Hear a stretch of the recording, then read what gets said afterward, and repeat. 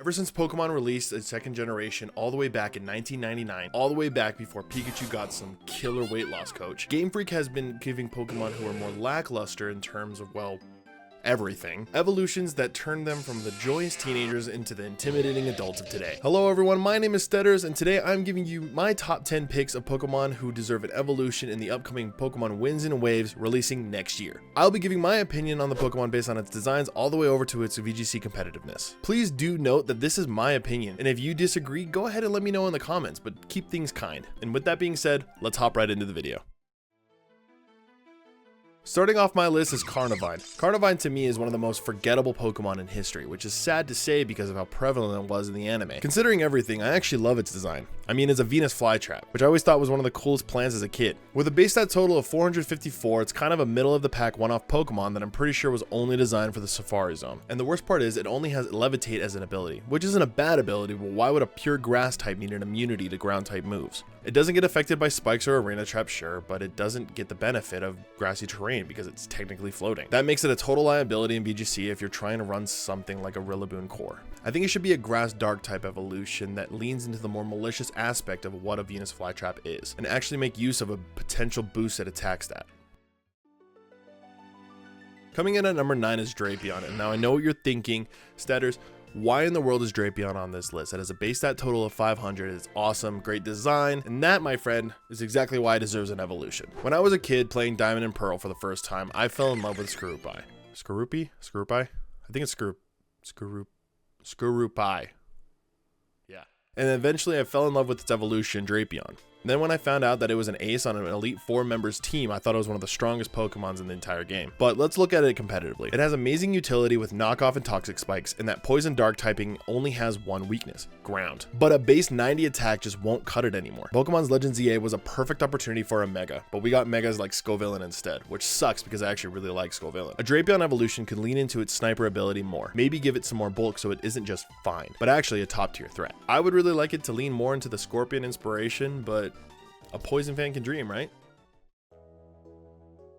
Coming up at number 8 is Noctowl. I think Noctowl is actually a really cool Pokemon. The design is sleek, and I think everyone can agree that Ash's shiny Noctowl was awesome. But Noctowl has a base stat total of 452 and a genuinely underrated ability in Tinted Lens, which doubles the damage of not very effective hits. It's the perfect candidate for an evolution because as good as the design is, it feels incomplete to me. Competitively, it's got a base 110 HP, but that base 50 defense is a total death sentence. You sneeze on this bird with a physical type move and it's gone. Imagine an evolution that swaps the normal type for a psychic. Personally, Noctowl should have been one of the Pokemon that got an evolution in Gen 4 instead of Pokemon like Tangela. Just imagine a massive psychic owl that uses Tinted Lens to blast through Pokemon that think they're safe. As I'm reading this script, I realize I just came up with Hisuian Braviary, and yeah, my point still stands. Give Noctowl an evolution, you cowards.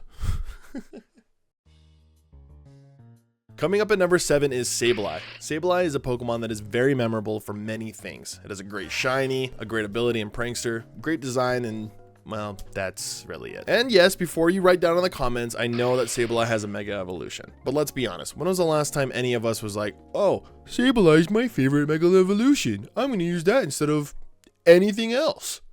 I don't know where that voice came from. Personally, I really like Mega Sableye. I used one in my original playthrough of Pokemon Y back in 2013, and it doesn't have a bad ability. Magic Bounce is really good, but people don't use Sableye because competitively there are better Prankster users, and people don't use Mega Sableye because there are better Magic Bounce users and better Megas. But Sableye only has a base stat total of 380, which is the same as Corsola and Tinkatuff, and both of those have evolutions. The only reason why Sableye stayed relevant was Prankster, but ever since Dark types became immune to Prankster moves, Sableye has fallen off a cliff. Why use Sableye when Grimmsnarl exists and actually has stats? If they had made a bigger, creepier version that didn't have to rely on a Megastone to get decent bulk, it would be a menace in VGC again. At number 6, we have these split evolutions, Huntail and Gorbis. Gorbis? I don't know how to say it. These two are nearly completely forgettable, which is sad because their designs are amazing. They both have a base stat total of 485, which sounds okay, but they are one-trick ponies. Both Pokemon coming from evolutions of Clamperl, which I feel are more overshadowed by nearly every other water-type Pokemon. Not you, Bruxish. You're bad. The only thing people do with them is shell smash and try to baton pass out. But with a base 52 speed and 55 HP, they usually get knocked out before they can even pass the stat boosts. But seriously, why isn't Huntail an electric type? I mean, it's an eel, okay? And I don't know what Gorbis is supposed to look like because it looks like one of those weird toy snake things.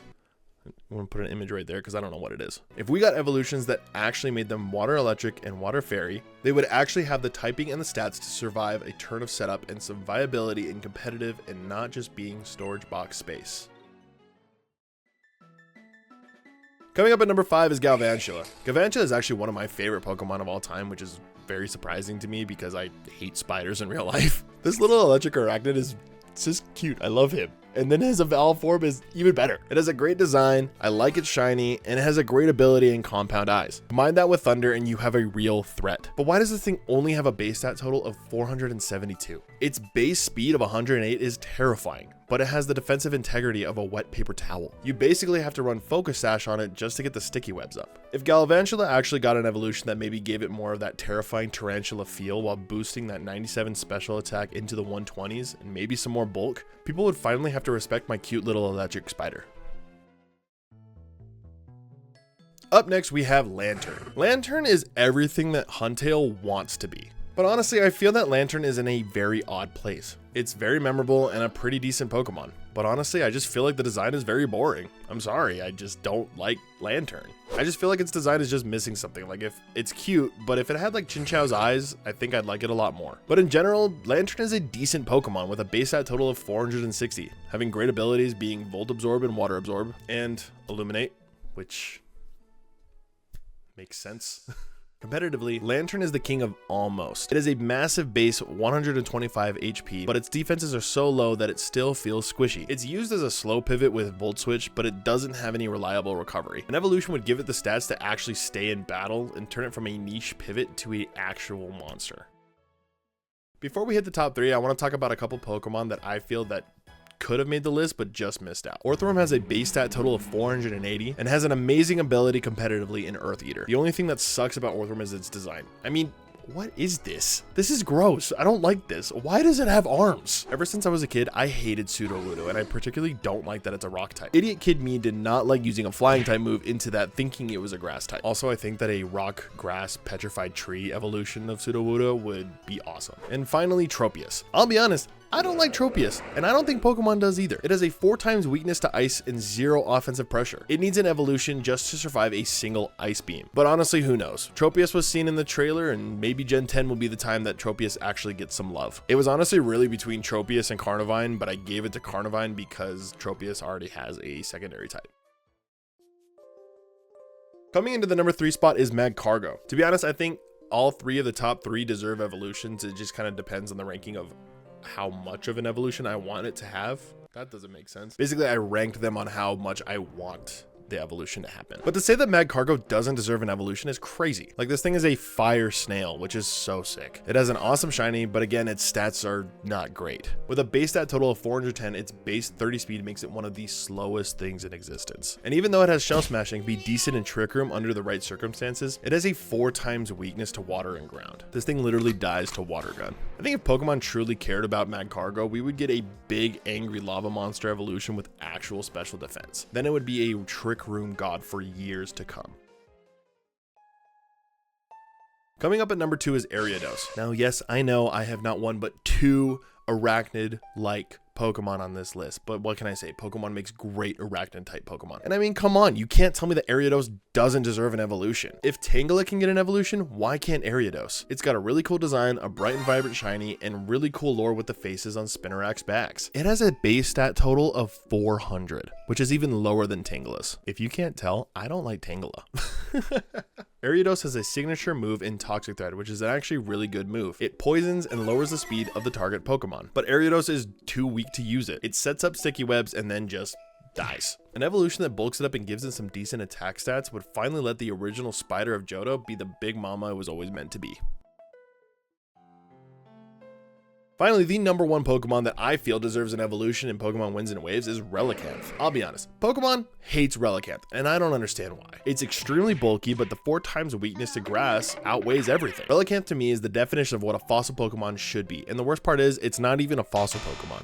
I feel like Game Freak and Pokemon does this thing where they make these one-off Pokemon just to shell them and never touch them again, and Relicanth deserves some love. It has the legendary Rock Head plus Head Smash combo, which deals massive damage with 0 recoil, but it's held back by a base 65 special defense and the weakness to grass. I mean, just look at my boy. He's a grumpy old manfish that's been the exact same for millions of years. It's time to let him evolve into a deep sea titan that can actually take a special hit and dish out 150 power head smashes. Plus, he's based on a Coelacanth. Coelacanth? I think it's Coelacanth. Correct me if I'm wrong. Plus, he's based on a Coelacanth, which is a fish that was thought to be extinct. How cool would it be if Pokemon gave one of the fish Pokemon an evolution and made it so much better in every single way? Thank you so much for watching this top 10 video. I'd be interested to see what Pokemon you feel deserve an evolution in Pokemon Winds and Waves. You agree with me, disagree? Let me know down in the comments. I'm really enjoying making Pokemon content and I'm excited to keep doing it in the future. And with that being said, I hope you guys enjoyed and I'll see you guys in the next one.